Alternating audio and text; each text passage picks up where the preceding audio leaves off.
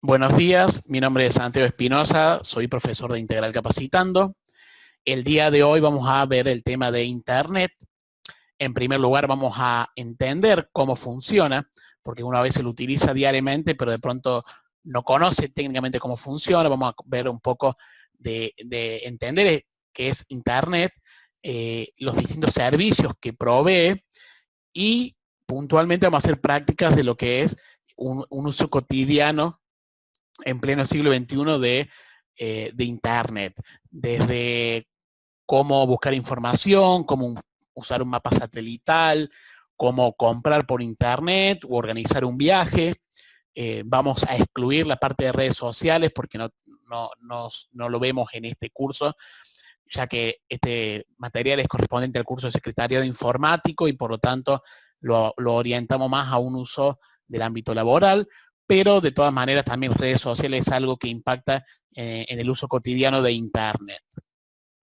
Lo primero que vamos a definir respecto a Internet es un poco desmitificar algo que tiene que ver con respecto a cómo funciona Internet.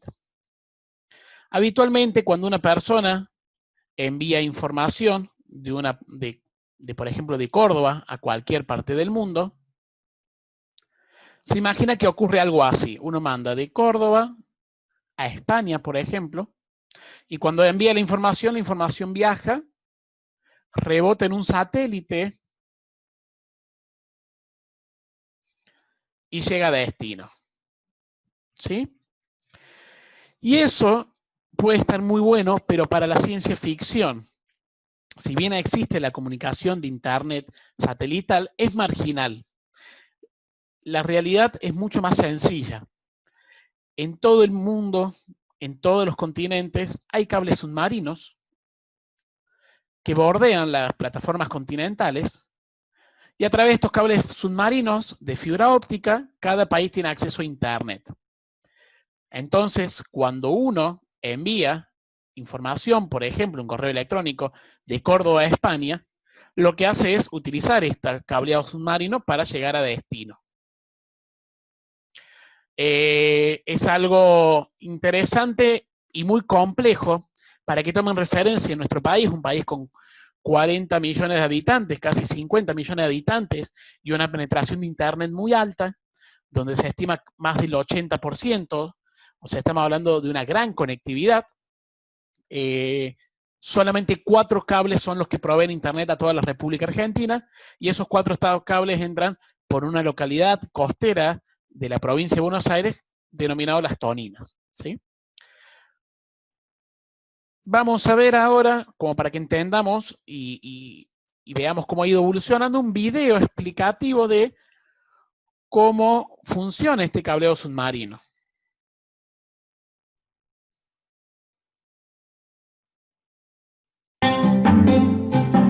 Cuando nos conectamos a Internet, cosa que pasa casi todo el tiempo, no solemos pensar en toda la ingeniería que existe detrás. Nos comunicamos en segundos con cualquier lugar del mundo y probablemente pensemos que toda la información circula por el aire o por satélites. Pero esto no es así. Hay 1 millón de kilómetros de cables submarinos que hacen que podamos usar Internet. ¿Cómo funciona esta tecnología? Antes de averiguarlo, no te olvides de suscribirte a nuestro canal y de activar las notificaciones. El 97% de la información que circula por Internet lo hace mediante cables submarinos que cruzan los océanos de una punta a la otra del mundo. Es decir, la tecnología satelital es marginal y sirve simplemente para lugares que están realmente muy aislados. Esto se debe a que la distancia recorrida es mucho menor.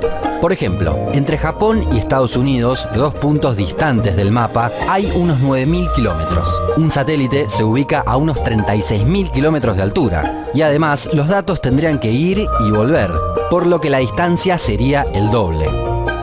Estos cables de fibra óptica son realmente muy pequeños. Tienen el grosor de un cabello y están recubiertos por 7 capas de protección distintas. Cuanto más cerca de la orilla están, más gruesos son, debido a que los peligros son mayores. En alta mar y bajo una gran profundidad, los riesgos de alguna falla se reducen. Estos cables logran una velocidad de transmisión cada vez más importante. Por ejemplo, el cable que desde 2018 conecta Bilbao, en España, con Virginia, en Estados Unidos, transmite 160 terabytes por segundo. Es decir, en un segundo se pueden transmitir 160.000 películas de 1 giga cada una. Y si bien aún no están instalados, se logró desarrollar cables que transmiten 1 petabyte por segundo, es decir, 1000 teras.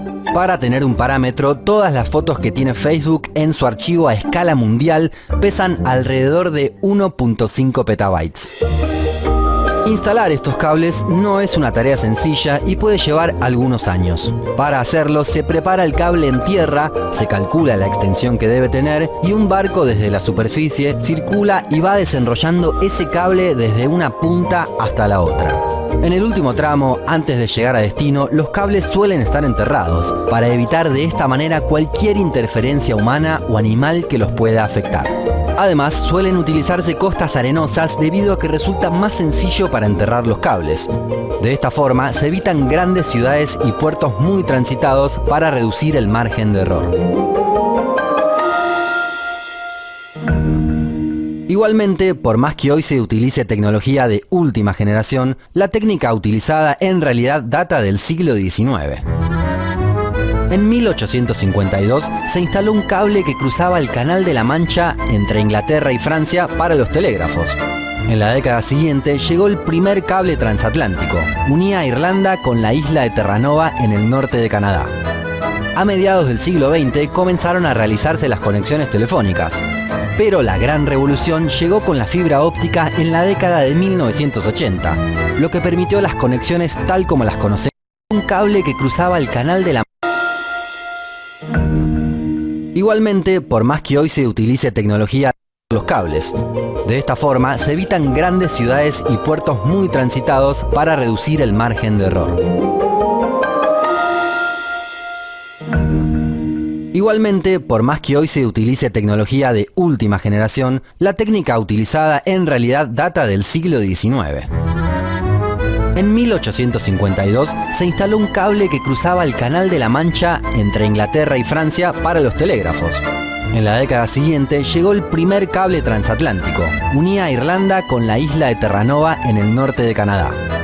A mediados del siglo XX comenzaron a realizarse las conexiones telefónicas.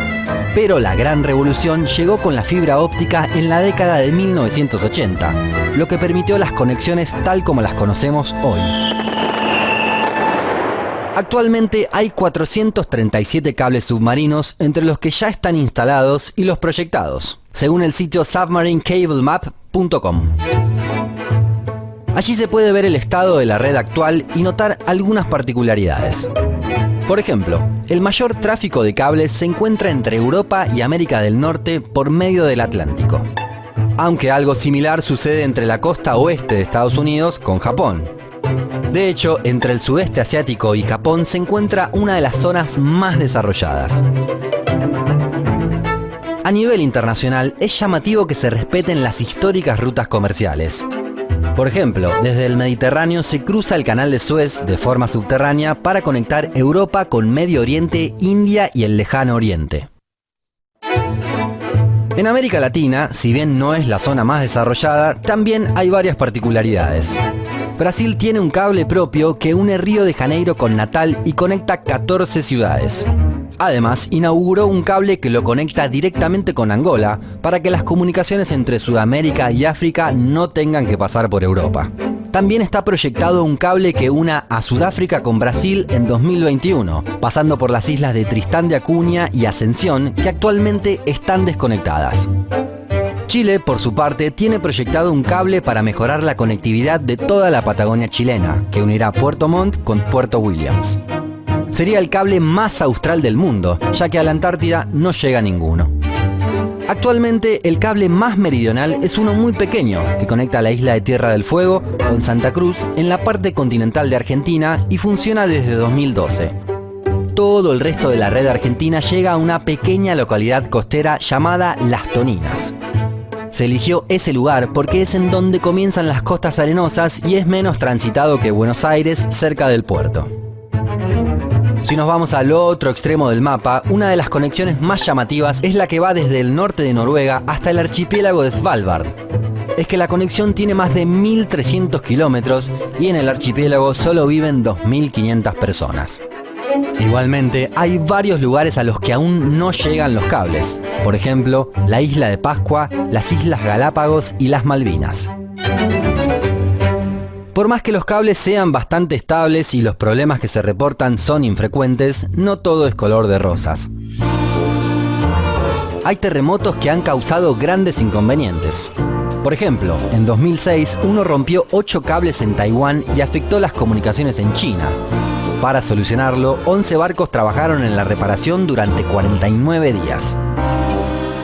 En 2011, Armenia se quedó sin conexión porque una persona cortó con una pala el cable que llegaba desde Georgia. Estaba buscando cobre, pero se encontró con fibra óptica. En 2018, Mauritania estuvo 2 días sin internet por un cable que se rompió cerca de la costa de su capital. También se quedaron sin internet Sierra Leona, Liberia, Guinea-Bissau, Guinea y Gambia, aunque el corte les duró menos. En enero de 2019, una tormenta magnética y un rayo dejaron a Tonga sin internet. Este país recibe el cable desde Fiji y de un día para el otro quedó desconectado del mundo, a merced de una red satelital muy básica. No se podía ni usar tarjeta de crédito y se especulaba que los arreglos podrían llevar 3 semanas. ¿Sabías que internet depende de estos cables? ¿Qué harías si se corta el de tu país y te quedás 3 semanas sin conexión? Déjanos tu comentario más abajo.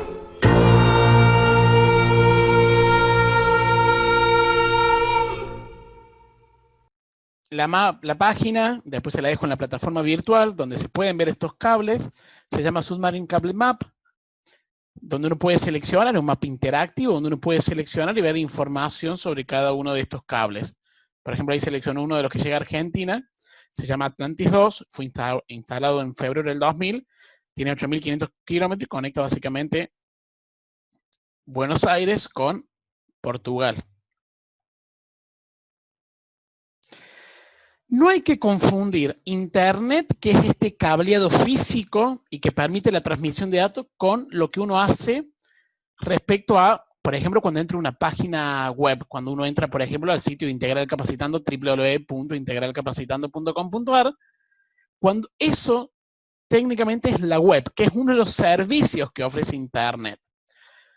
La web, Internet en sí, este concepto de conexionado que se puedan vincular dispositivos en distintas partes del mundo mediante cables, data de los años 50, mientras que la web, es decir, esta acción de uno de ir navegando y viendo infocontenido de un lugar u otro del mundo, es algo mucho más moderno. Se empezó a popularizar a mediados de los 90 y recién en nuestro país, a principios del año 2000, empezó a ser de uso común.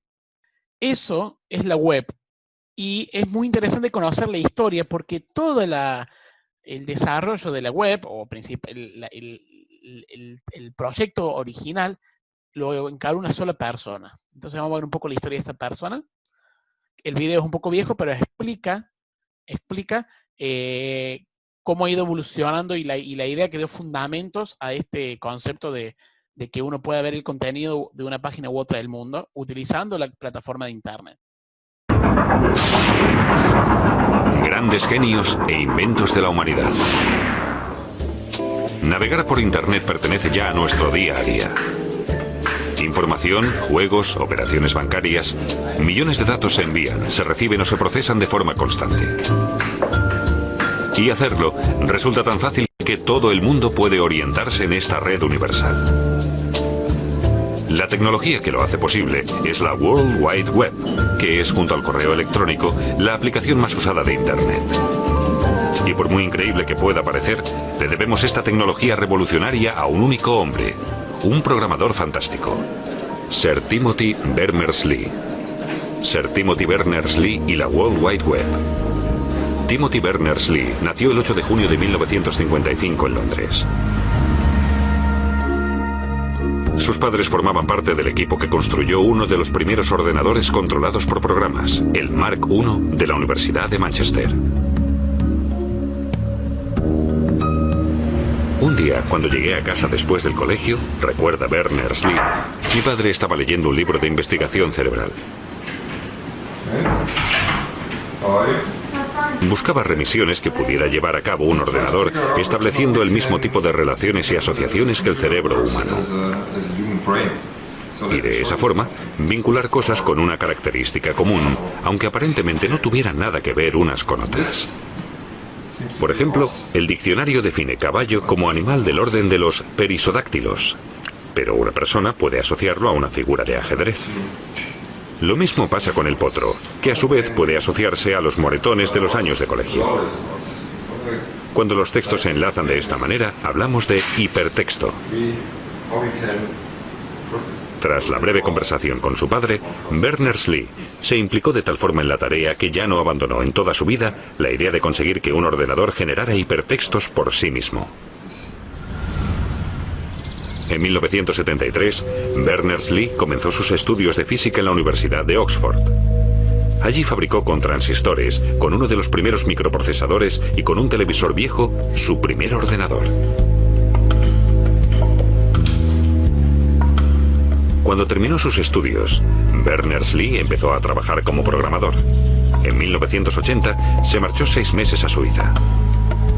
Allí trabajó en el CERN, el Centro Europeo de Investigación Nuclear.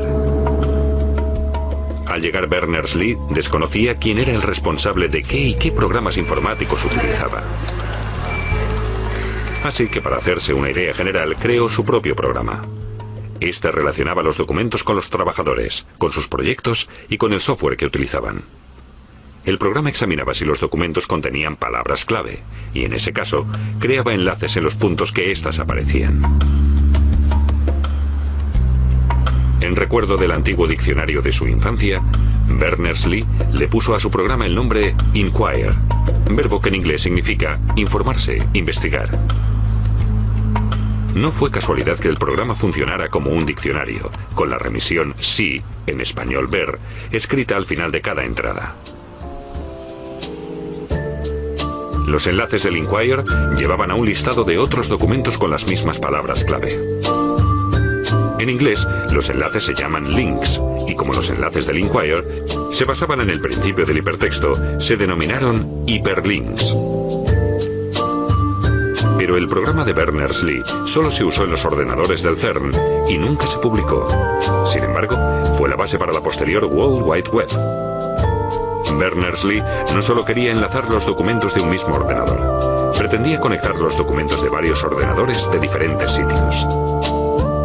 Y esa idea desembocará finalmente en la World Wide Web. En esa época ya existía una estructura de red que vinculaba varios ordenadores conectados, Internet, que ofrecía el alojamiento ideal para la materialización de su visión. Los orígenes de Internet datan del año 1957, cuando irrumpió en Estados Unidos el denominado shock del Sputnik. Today, a new moon is in the sky, a 23-inch metal sphere placed in orbit by a Russian rocket. La Unión Soviética fue el primer país en lanzar un satélite al espacio. La sorpresa de Estados Unidos fue enorme. El gobierno estadounidense vio la necesidad de actuar. Ordenaron la aplicación de todos los conocimientos y la disposición plena de científicos de todo el mundo y sobre todo de militares para evitar más situaciones comprometidas. En 1958, el ministro de Defensa estadounidense, John F. Dulles, creó la ARPA, la Agencia de Proyectos de Investigación Avanzada para el desarrollo de nuevas tecnologías de comunicación. Paul Baran ordenó la creación de una red informática que, de acuerdo con las exigencias, funcionara aún cuando determinadas partes del sistema estuvieran inactivas. Baran vio enseguida que eso solo podía lograrse mediante una estructura descentralizada, pues en una centralizada solo existe un camino que va de A a B, con lo que si falla el nodo central, la información no puede llegar a su destino. Por el contrario, una estructura descentralizada permite desviar el envío por el punto C cuando el nodo central falla. Había nacido la idea de Internet. En 1969, mediante líneas de teléfono especiales, se cerró por primera vez una red informática entre 4 ordenadores situados en las universidades de Stanford, Utah, Los Ángeles y Santa Bárbara. La denominada ARPANET, la abuela del actual Internet. Los científicos que pudieron acceder en su día a esa red vieron enseguida su poder. Los datos se podían transmitir en cualquier momento desde ordenadores a gran distancia. Hasta 1974, ARPANET creció hasta integrar más de 100 ordenadores, algunos incluso de fuera de Estados Unidos. Por primera vez surge el término Internet. A partir de 1983, esta pasó a ser su denominación oficial. Pero el problema de esta red era que la utilizaban muchos tipos diferentes de ordenador. El que trabajaba con un sistema necesitaba muchos conocimientos informáticos para poder obtener datos de otro sistema. Los ordenadores tenían diferentes sistemas operativos y no se entendían, igual que ocurre entre dos personas que hablan idiomas diferentes.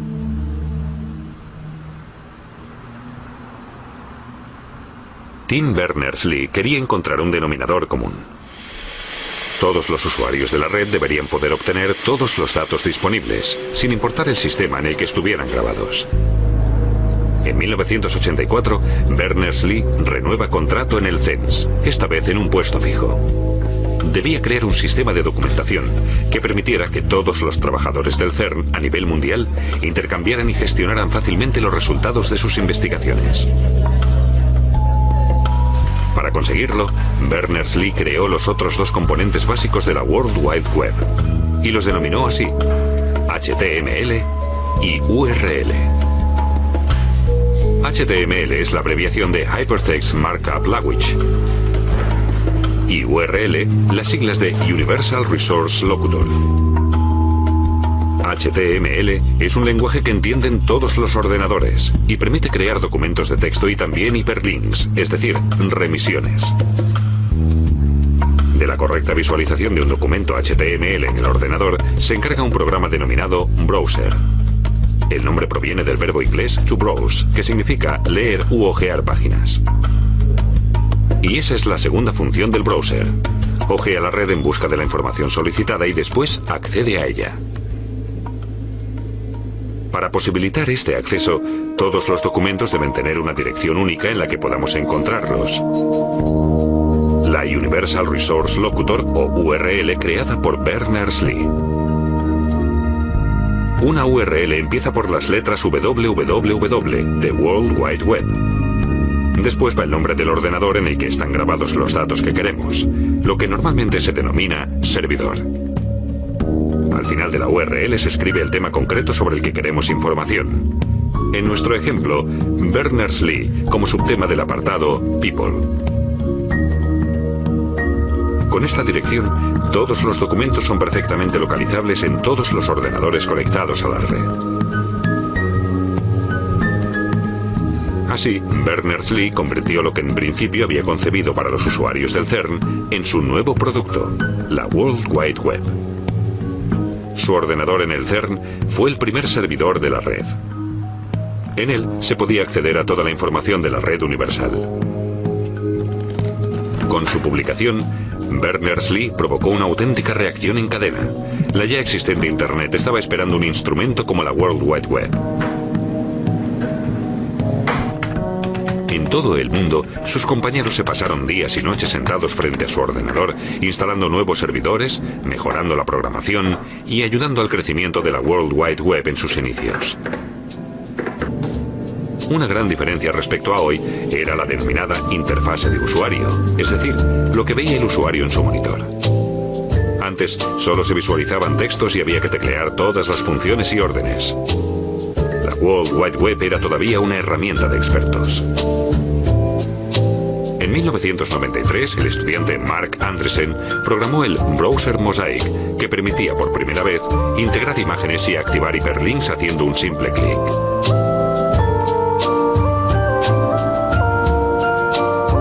Un año después, su browser salió al mercado con el nombre de navegador. Su concepto orientado a la pantalla revolucionó la World Wide Web. A finales de 1994, el CERN se despide oficialmente del invento de la World Wide Web sin solicitar derechos de patente. La idea de una red pública no comercializada seguía siendo lo más importante para el instituto. En ese momento, empresas de software de todo el mundo empezaron a pelearse por la red. Y 1994 fue el año en el que más negocio se hizo con la World Wide Web. Tim Berners-Lee no participó en este boom. Prefirió encargarse de los nuevos avances de la red universal en lugar de lanzarse a la arriesgada aventura de los negocios. Desde sus humildes orígenes a principios de los años 80, no ha dejado de trabajar en el desarrollo de la web. Desde 1994, el número de usuarios ha aumentado exponencialmente, de tal forma que en el año 2000 ya había 2.500 millones de páginas web. La tendencia sigue en aumento. La creciente oferta y el fácil acceso han cambiado notablemente nuestro concepto de la información. Si algo está en Internet, automáticamente se da por hecho que es cierto. Muchas veces erróneamente. Esta espectacular foto circuló mucho tiempo por la web, acompañada de la información de que estaba nominada la mejor foto del año 2002. Pero se descubrió que era falsa. Se supo que era un fotomontaje y que tampoco estaba nominada. Esas informaciones falsas en la red universal se han denominado hoax, que en inglés significa engaño. Pero junto a estas mentiras ingeniosas, en la web también circulan mensajes falsos que pueden tener consecuencias graves. En algunos, por ejemplo, se solicita a los usuarios desde una página falsa que faciliten todos sus datos bancarios. La producción Justo a Tiempo, que gestiona todos los materiales mediante camiones, sería inimaginable sin la World Wide Web, así como la globalización con todas sus consecuencias negativas. Como consecuencia de la red, también podría surgir una sociedad de dos clases. Los que prefieren seguir documentándose a la antigua usanza pueden encontrar la información que buscan en infinidad de libros de consulta, o pueden no encontrarla a pesar de haber invertido muchísimo tiempo. Online, la búsqueda es más rápida. Solo la enciclopedia Wikipedia ya ofrecía a los 4 años de su creación más de 290.000 entradas permanentes y actualizadas. Todas ellas con enlaces internos a otros temas relacionados desde la A hasta la Z.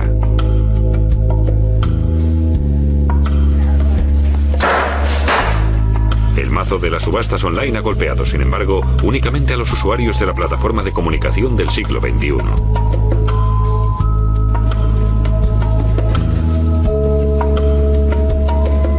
Su creador, Tim Berners-Lee, ha recibido premios estos últimos años. En julio de 2004, la reina Isabel de Inglaterra lo nombró caballero. Él se muestra más crítico ante la creación de la World Wide Web. Una vez, cuando le preguntaron si la red universal nos había hecho más listos, respondió: en realidad no, pero estamos mejor comunicados. Si bien este video tiene su antigüedad, es interesante ver un poco cómo fue originando, cuál fue el disparador y cuál fue el impacto que tuvo la Internet, que el uso que uno le da a Internet más habitualmente, que es el hecho de poder navegar por Internet y acceder a información que está en distintas computadoras del mundo, en servidores. Cuando ustedes ingresan a una página, cuando ustedes ponen www.facebook.com, lo que están haciendo es ir a ver el contenido de servidores de esa página, de Facebook, y así con cualquier página, ¿sí?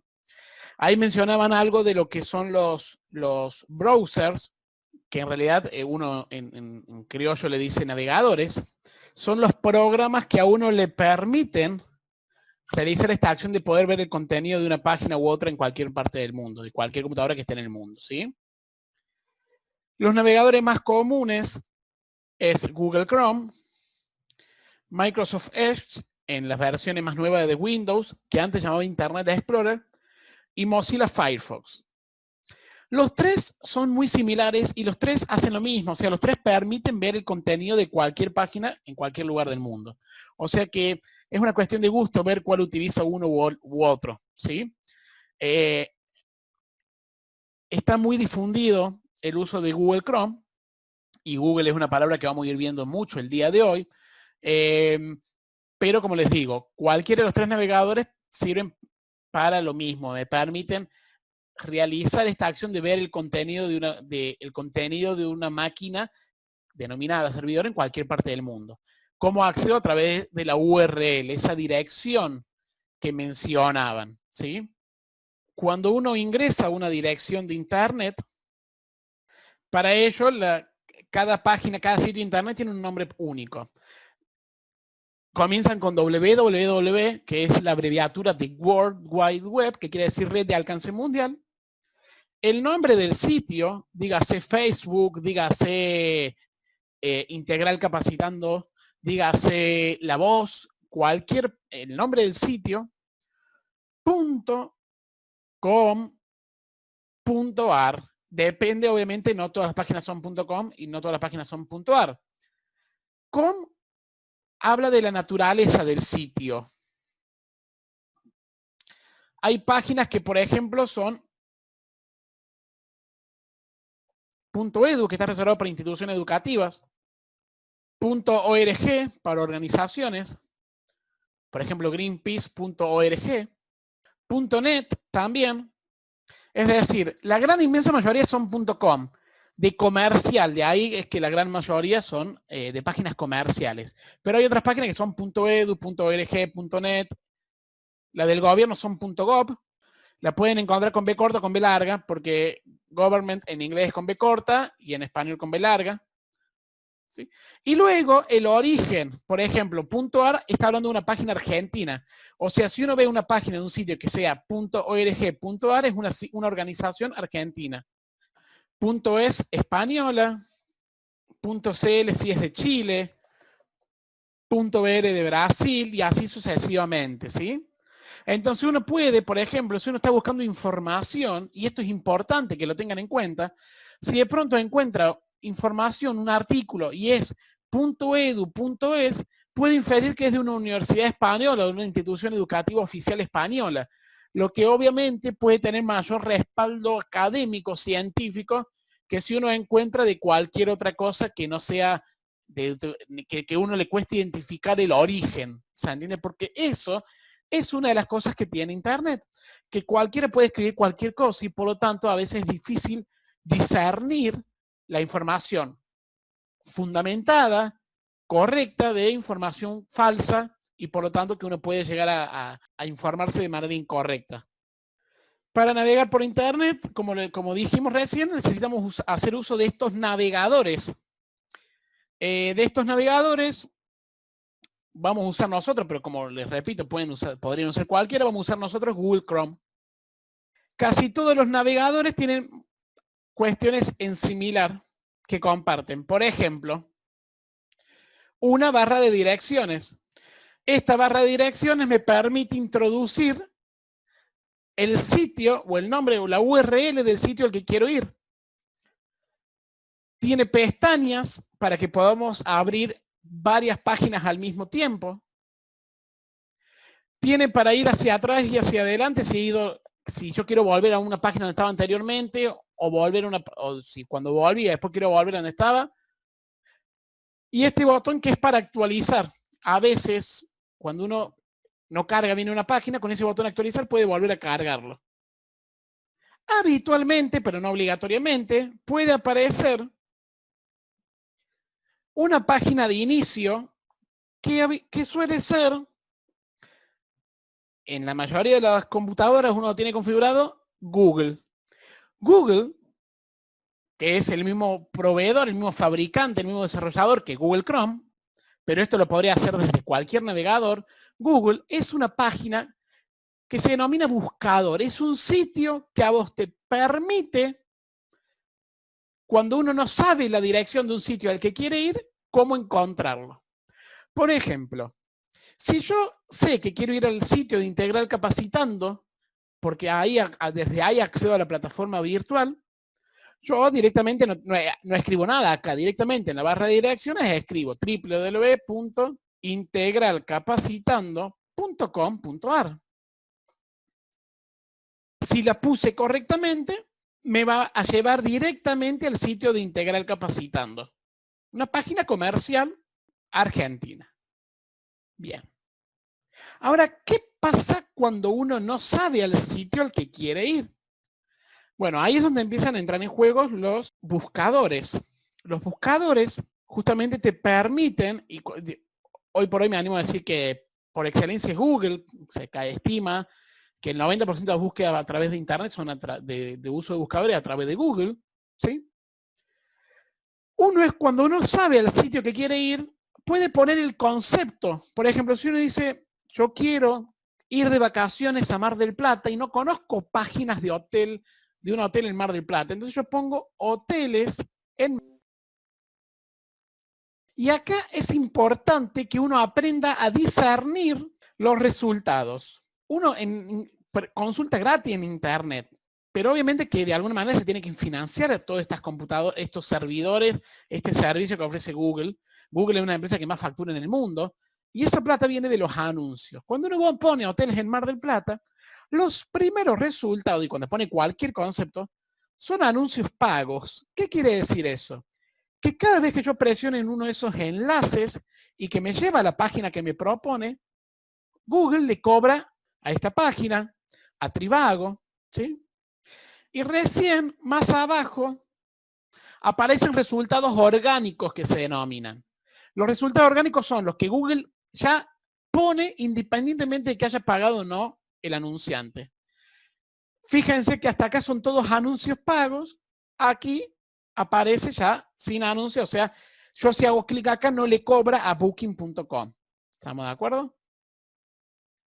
Normalmente los primeros resultados son las páginas más populares como Booking, Despegar, Trivago, TripAdvisor, que son todas páginas para contratar o informarse sobre alojamientos en Mar del Plata. Así con cualquier concepto, si uno dijese, necesito aprender a conducir en Córdoba, por ejemplo, si no hace falta que sea, uno puede poner el concepto y te aparecen primeros resultados pagos y luego ya orgánico. Mujeresalvolante.com es una página, auto urbano, academia a conducir. Muchas veces el resultado se adapta al tipo de información. Por ejemplo, como yo busqué, aclaré que en Córdoba, me muestra un mapa de Córdoba y sugerencias. A su vez, cuando uno busca, por ejemplo, hotel en el Mar del Plata, Google tiene distintos buscadores. Y esto, yo estoy seguro que muchos de ustedes saben navegar por Internet, pero es probable que muchos de ustedes no utilicen los distintos buscadores que posee Google. Google tiene distintos buscadores que uno puede ir activando en esta barra de aquí. Buscar mapas, buscar imágenes específicamente, buscar noticias, videos.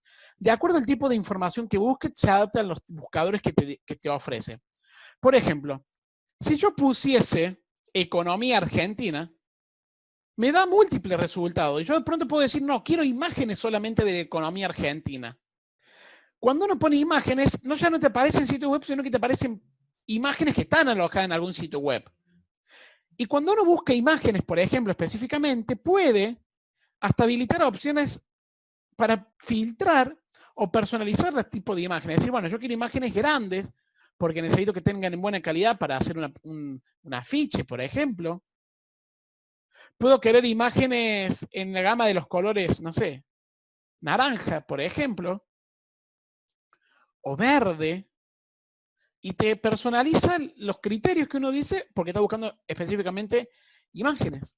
Tal vez uno querría buscar noticias sobre economía argentina, entonces uno activa noticias y ya, cuando uno habla de noticias, lo prioritario es el tiempo, entonces te muestra resultados recientes y de medios de información registrados, Infobae, Clarín, La Voz. No va a aparecer de pronto lo que pone una persona en el garage de su casa, que eso también es muy importante. Puede uno buscar, por ejemplo, videos. Puede buscar, por ejemplo, libros. Y eso es muy interesante porque aparecen libros específicamente de economía argentina. Algunos te dan la opción hasta de comprarlo y que te lo envíen a tu casa. Google tiene un servicio llamado books.google. Y a veces hasta uno puede ver fragmentos del libro como para ver si es el libro de su interés. Bien. Hablando de Google, uno de los servicios más comunes es el Google Maps. Google Maps te permite, como su nombre indica, ver los mapas de Google. Los mapas de Google Google hace años, hace muchos años, ya ha sacado imágenes satelitales de toda la Tierra. ¿Sí? Uno puede ver el mapa cartográfico, el nomenclador, como que sería de las calles, altura y dirección, o bien activar el mapa satelital de cualquier lugar del mundo.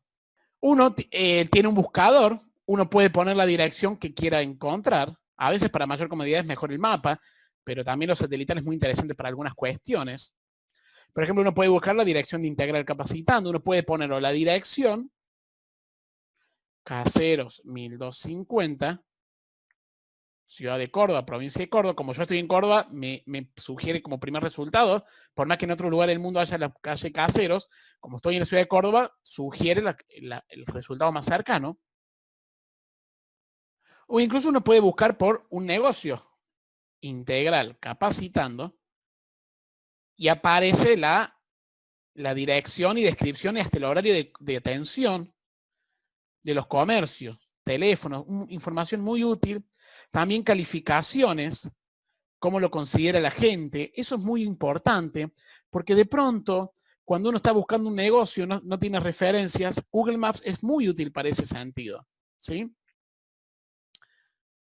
Claramente acá estamos buscando ejemplos locales, pero uno si de pronto podría ir moviendo así, seleccionar cualquier negocio y te va a aparecer la información. Por ejemplo, el banco de sangre que está acá cerca de la academia.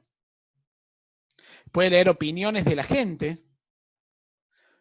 Por ejemplo, puede leer opiniones de la gente. Muy buena gente, responsable, te atienden bien, saben explicar, súper responsables. Esto es una calificación muy buena. Así con cualquier comercio de cualquier lugar del mundo. Nosotros estamos centrándonos claramente en un ejemplo local, ¿sí? Está la opción del mapa.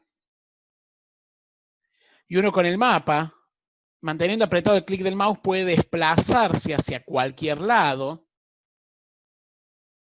Con la rueda del mouse o con la flecha menos y más puede alejarse o acercarse en el mapa. Y una opción muy interesante que hace ya varios años que está en Córdoba es la opción que se denomina Street View. Street View, que su traducción sería vista de calle, te permite no solamente la imagen satelital, sino imagen a nivel del suelo. Hace varios años en toda la Argentina hubo unos vehículos de Google que fueron tomando fotos en 360 grados para que uno pueda moverse a nivel del suelo. Son fotos claramente desactualizadas, o sea, no son en tiempo real. Suelen ser fotos que tienen una demora de 6 meses a 2 años, pero bastante interesante. Por ejemplo, yo mantengo apretado la silueta de ese hombre, del simbolito de ese hombre, y suelto, por ejemplo, acá en la calle Boulevard San Juan, de la ciudad de Córdoba, y suelto y puedo ver y moverme a nivel del suelo.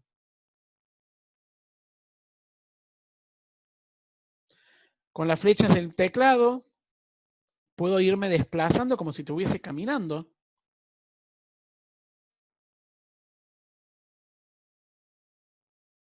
En la esquina, por ejemplo, pudiese doblar y seguir. O con el mouse. Sumamente interesante. Cuando uno está buscando una dirección, quiere conocer una zona, no lo piensen solamente en Córdoba, piénsenlo de pronto si alguno quiere viajar, está interesado en viajar en algún destino y de pronto quiere conocerlo, como para ver qué tal es la zona del hotel, el lugar en general. Si uno dijese, bueno, para volver a la vista anterior puede hacer clic aquí atrás. Uno dice, quiero conocer Río de Janeiro, entonces pongo Río de Janeiro. Y uno podría, por ejemplo, con esta opción de Street View,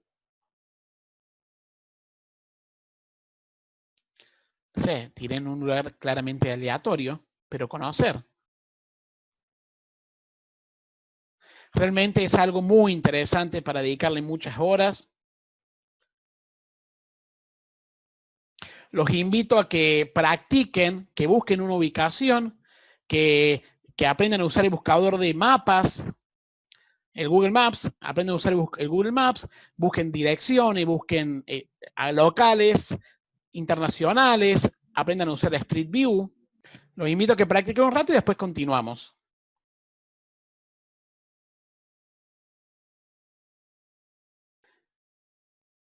Bien, habiendo visto lo de los mapas, Vamos a ver ahora otra actividad muy común de lo que es nuestro día a día y que cada vez está acrecentando más y ni habla en este contexto actual, donde uno realiza compras por internet. Compras por internet hay que saber diferenciar lo que es una página donde uno compra y usa la página para comprar a una página donde te permite contactar al vendedor. Las páginas que te permiten comprar en la página y la página te puede o no comunicarte con un vendedor, a veces le compras a la propia página, son plataformas de compra y venta. Por ejemplo, la número 1 de Argentina, de Latinoamérica y una de las más importantes del mundo, no hace falta que lo aclare, Mercado Libre. Mercado Libre, para que tomen de referencia, una empresa es la empresa argentina más valiosa, unas 50 veces más valiosa que YPF, más valiosa que gigantes multinacionales como Twitter. Realmente un orgullo impresionante.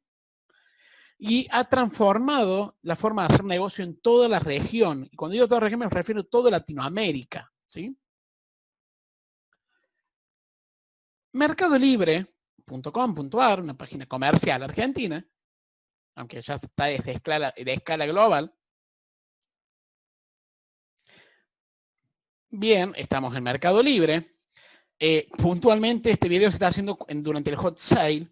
El Hot Sale, y hay muchas festividades parecidas, el Cyber Monday, son días especiales donde hay descuentos adicionales a través de compra por internet, donde realmente se pueden conseguir muy buenos precios si uno sabe buscar. O sea, si uno está al tanto de lo que quiere y conoce más o menos los precios. A veces pasa que, lamentablemente, algunos vendedores suelen inflar los precios para que después, con el descuento que te proponen, quede al mismo precio de siempre y uno engañado cae y lo compra porque cree que está ahorrando plata. De todas maneras, no es ese el punto. Lo importante es entender qué es Mercado Libre.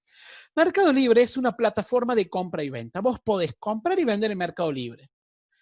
Pero acá viene la gran importancia. Vos, como cliente, le pagás a Mercado Libre y Mercado Libre le da la plata al vendedor. Es decir, que ante un problema vos podés reclamarle a Mercado Libre y Mercado Libre te va a solucionar el problema. Cosa que no pasaría, por ejemplo, en un clasificado. Si uno fuese a un clasificado, ya sea en diario u online, y el servicio del clasificado, uno si compra un auto en mal estado en el diario, no le va a ir a reclamar al diario. Porque el diario lo único que hizo fue un medio para comunicar al comprador con el vendedor. Yo no fui y le di la plata al diario y el diario después le dio la plata al vendedor. Esa es la diferencia con una plataforma de compra y venta. La clave de Mercado Libre es la reputación. Es decir, mientras más reputación tiene el vendedor, más va a vender porque mejor posicionado va a estar. Si yo pongo, por ejemplo, notebook,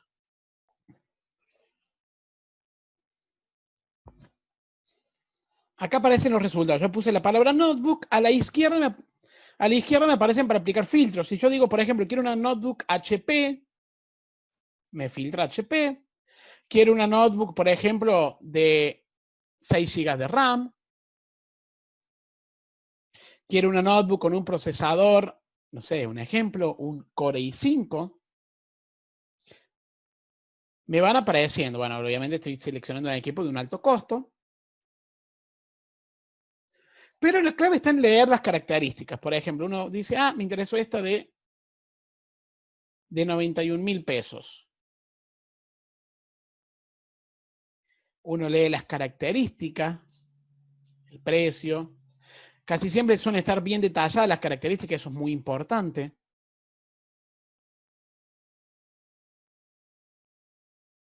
Uno lee todo esto y ya va a estar, y hasta puede hacer una consulta al vendedor. Sin ningún tipo de compromiso de compra, uno hace una consulta y puede leer. Y acá viene algo muy importante, opiniones sobre el producto, no sobre el vendedor. O sea, gente que ha comprado a este u otro vendedor el mismo equipo.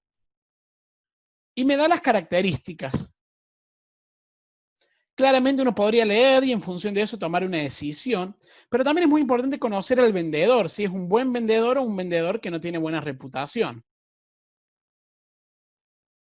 Me dice que es un mercado líder, Depot Center es el vendedor, me dice que es un mercado líder, que es un vendedor que tiene muy buena reputación, 467 ventas. ¿sí? Y bueno, y obviamente uno podría poner comprar y acá seguiría el procedimiento. Crear una cuenta de Mercado Libre es muy fácil. Nosotros puntualmente tenemos mucho, por ejemplo, uno acá puede ver las compras que hace. A medida que va comprando más, puede aumentar el nivel. Mediante más compras, más subir el nivel y tener algunos beneficios con descuento en el envío y ese tipo de cosas. Y Mercado Libre tiene algo muy interesante, una devolución de 30 días. Vos durante 30 días podés devolver el producto al vendedor, sea por el motivo que sea, y si lo hiciste durante los 10 primeros días, el vendedor no puede objetar bajo ningún punto de vista. Si lo hiciste después de los 10 días, salvo que sea por un problema que vos, tuyo, normalmente el vendedor siempre te va a devolver el producto. O sea que eso es algo muy importante a tener en cuenta, porque de pronto uno puede querer comprar algo, arrepentirse, y es tan simple como ir y devolverlo al correo y se te acredita de nuevo la plata. Esto es una plataforma de compra-venta. Le voy a pedir que practiquen, busquen productos que les interesen, que conozcan los precios y vayan viendo, y que después me comenten si hay diferencia de precio con respecto a ir, por ejemplo, a un local en la calle. Casi todos los comercios, bueno, más en el contexto actual, están apuntando a la venta online porque abaratan muchos costos. Abaratan costo de local, costo de personal, y sobre todo porque puede salir a venderle a todo el país. Muy bien, busquen un ejemplo de algunos productos que se les ocurre y vamos a después a ir con otro ejercicio.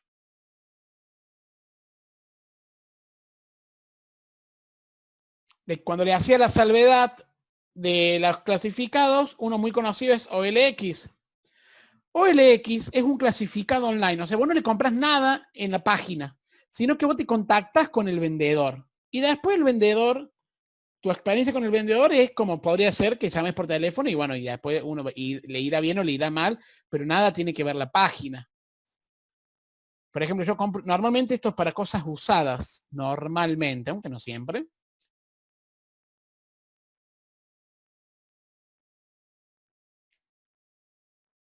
Por ejemplo, yo selecciono esta notebook y me aparecen los datos del vendedor, y si yo quiero puedo ver el teléfono del vendedor.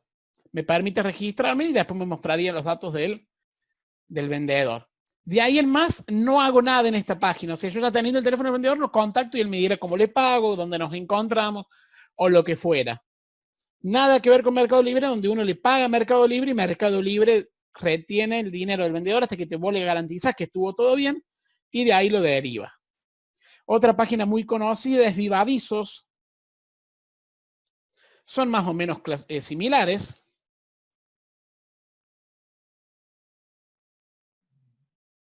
Normalmente estas páginas son muy útiles para si ustedes quieren vender cosas usadas a través de internet, porque no tiene costo. Tiene costo la opción si querés destacarlo, pero si no, no tiene costo. Otro uso habitual de internet es el tema de contratar viajes. Este video está siendo grabado durante la pandemia, lo que claramente es una situación muy particular. Por eso también la importancia de la compra y venta por internet, porque hoy por hoy es el único medio disponible. Pero vamos a ver páginas para contratar viajes o para conocer información sobre destinos. ¿Por qué hacen hoy por hoy a los usos cotidianos de internet? Por ejemplo, vamos a ir a la página más conocida, despegar.com. Despegar.com es una excelente alternativa para conseguir viajes, ¿sí? Yo, por ejemplo, digo, quiero ir de Córdoba a Río de Janeiro, el ejemplo que vimos recién. Yo digo la fecha, por ejemplo, digo, quiero ir en octubre, del 1 de octubre al 15 de octubre. 2 personas, por ejemplo. Y tenés distintas opciones, vuelos, paquetes. Vuelo es solamente el aéreo. Paquete es vuelo y alojamiento. El alojamiento, vamos a poner un paquete. La verdad, chicos, les soy sincero, yo utilizo mucho, he usado mucho esta página para viajar. No últimamente, claramente, pero lo he usado en el pasado. Y la verdad que las diferencias de precios son importantes cuando uno busca con tiempo y busca distintas alternativas, distintos días. Es muy notable cómo a veces cambiando un día de diferencia te sale mucho más barato el viaje. Acá uno tiene distintas alternativas, distintas calificaciones. Y uno podría contratar si así lo quisiera, claramente, ¿no? Todo lo que es por internet se paga normalmente con tarjeta de crédito. Y uno a veces dice, tengo miedo de poner la tarjeta. A ver, yo les comenté con Mercado Libre, que era la empresa que más facturaba en toda Argentina, por lejos, 50 veces más que YPF, una de las empresas que más factura en el mundo. Imagínense si ellos no van a preocuparse por la seguridad de tu información que vos le das de la tarjeta. Ellos no se van a poner a sacarte fondos de tu tarjeta una página como Mercado Libre. Yo sí recomiendo que, salvo en páginas de mucha confianza, no pongan los datos de la tarjeta, porque ahí uno puede caer en los engaños que vimos en el video de la web. Pero en páginas como Despegar, que son en páginas ya multinacionales, porque están presentes en varios países, o ni hablar Mercado Libre, uno puede tranquilamente confiar a la hora de poner los datos de la tarjeta, asegurándose que estén esas páginas, porque a veces te puede pasar que te lleguen mails dudosos, que te hagan creer que es Mercado Libre y vos pones los datos y es mentira, una página engañosa que simula ser Mercado Libre, ¿sí? Siempre que ustedes hagan vamos a Mercado Libre, por ejemplo, siempre que vayan a hacer una transacción por internet o home banking o lo que fuera, donde involucre dinero principalmente, garantícense que la página sea una página segura. ¿Cómo te das cuenta? Por el logo del candado. Quiere decir que esa página sigue protocolos de seguridad que hacen que la información esté resguardada. ¿Sí? Volvemos a Despegar. Me gustaría que hagan un ejercicio y puedan buscar información, ver distintas alternativas, jugar con los días, van a notar diferencia de precios abismales, sobre todo por el aéreo más que nada. Las líneas aéreas, el precio no es estable, constante como los colectivos. Las líneas aéreas, a veces por demanda, oferta y demanda, el mismo día un vuelo sale 30, 40, 50% más caro, o un día de diferencia a veces 100% más caro. Entonces van a notar cómo jugando con los días, con anticipación, pueden encontrar muy, muy buenos precios.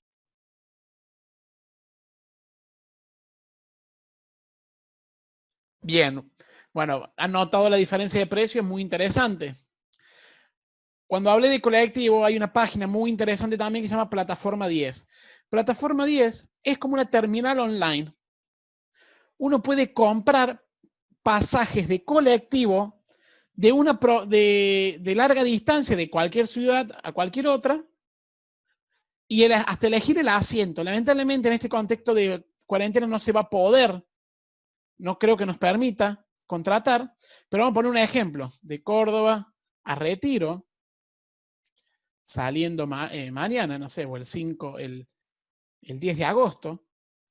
Lamentablemente no hay por el contexto actual, pero si no, uno podría seleccionar y te dice qué empresas hay, cuánto cuesta el pasaje, pagarlo y hasta elegir el asiento. O sea, vos el día del viaje directamente vas con un papel impreso y no tenés que haber ido a la terminal ni nada. Tiene un costo, creo que era muy bajo, era algo así como 50 pesos argentinos el costo del servicio, la verdad que no recuerdo, pero algo sumamente accesible. Y respecto a viajes, una página muy interesante es tripadvisor.com. La página que les recomiendo se llama TripAdvisor, que quiere decir consejo viajero. Uno puede buscar información sobre, por ejemplo, antes pusimos hotel en Mar del Plata, uno pone, por ejemplo, Mar del Plata, y te sugiere toda información de viajeros de Mar del Plata, desde alojamientos hasta actividades para hacer. Les soy sincero, yo les comenté que alguna vez he viajado utilizando estas páginas. Una vez viajé a Mendoza, por ejemplo, y yo a Mendoza no conocía, no sabía dónde alojarme, y no sabía más actividades, más lo único que se me ocurría eran las cuestiones típicas o ir a visitar una bodega, que hay muchísimas. Bueno, gracias a esta página encontré un montón de sugerencias, supe elegir, realmente la verdad que fue muy, muy bueno, muy, muy bueno los consejos que me dio, porque son basados en cientos de opiniones. Por ejemplo, pongo hoteles en Mar del Plata y me da un montón de sugerencias. Por ejemplo, a veces la primera opción no siempre es la mejor. Por ejemplo, este Hotel Mar del Plata tiene buena opinión, 203 opiniones. Y uno puede leer opiniones variadas, desde el precio hasta las distintas cuestiones. Esta es muy buena opción, excelente relación precio-calidad, está situado junto al campo de deporte, tiene muy buenas referencias. Uno puede leer todas las opiniones que les interese. Opiniones de gente que fue en familia, gente que fue en pareja. ¿Por qué esto es importante? Porque de pronto no es el mismo el perfil de un hotel pensado para la familia que un hotel pensado para la luna de miel. Entonces está bueno leer distintas opiniones, de acuerdo si fuiste en familia, si fuiste en pareja, si fuiste un viaje de negocio, porque hay hoteles que de pronto están pensados para el negocio. Este hotel, como es de los primeros, tiene muy buena relación, muy buena opinión de todo, pero si uno fuese más abajo, a un hotel que tenga menos calificación de pronto, podría leer las malas opiniones como para hacerse un panorama real. Por ejemplo, en este hotel destacan un poco la ubicación, pero todos los otros tienen muy malas referencias. Horrible, la atención del personal es mediocre, especialmente los conserjes. Me estafaron. Bueno, esto no viene de caso, no es la idea este hotel en particular, pero sí como para que uno aprenda. Yo le soy sincero, una vez que estaba por viajar, en estos paquetes que se venden en la agencia de turismo, me ofrecían 2 hoteles por el mismo precio, y yo busqué los dos en TripAdvisor para ver cuál me convenía, y por lejos uno los recomendaban mucho y el otro no, y elegí el que recomendaban y la verdad que fue la experiencia buena. Y por el contrario, después en el colectivo, que había gente que estaba en el otro hotel, las críticas eran las mismas que me decía TripAdvisor. O sea que es muy interesante desde ese punto de vista, ¿sí?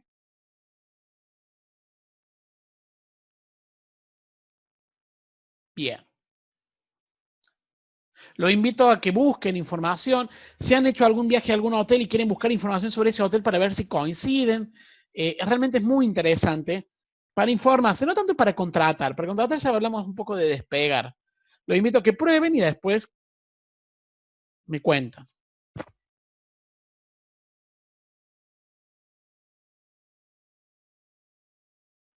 Muy bien. Bueno, eso fue todo por el día de hoy. Espero que les haya gustado esta clase de internet. Hemos dejado algunas cosas fuera, el tema de redes sociales, el tema de correo electrónico lo vamos a ver más adelante cuando veamos Outlook, pero hemos hecho un paneo un poco del uso de internet de la vida moderna para organizar un viaje, para contratarlo, para comprar por internet, para navegar, ¿sí? Para usar los distintos buscadores. Practiquen esto. Les va a quedar, como siempre saben, el video en la plataforma virtual. Así que bueno, nos mantenemos en contacto y nos estaremos viendo en las próximas clases. Desde ya, muchas gracias, chicos.